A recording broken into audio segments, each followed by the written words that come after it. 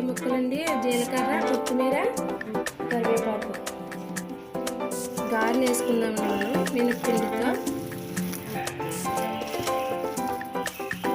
వేసుకున్నానండి సరిపడా.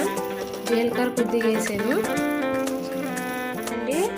ఆయిల్ పోసేసుకుందాం, బాండి పెట్టేసుకుని.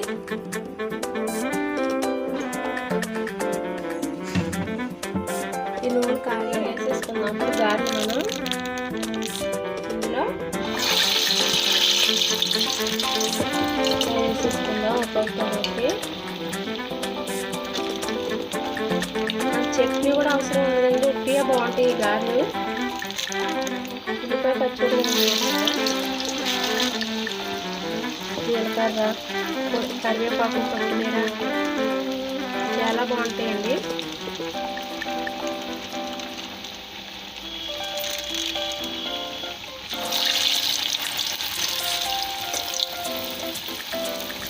వేగిని ఎండి తిరగేసుకుందాం.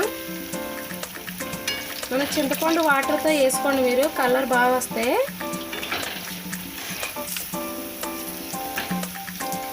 వేగినాయండి.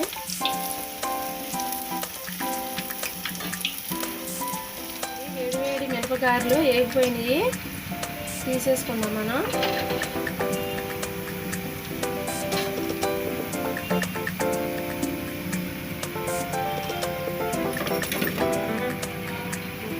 చాలా బాగుంటాయండి ఇది.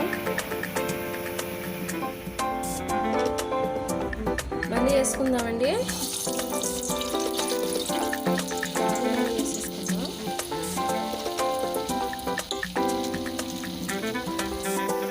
అది వేసుకున్నాము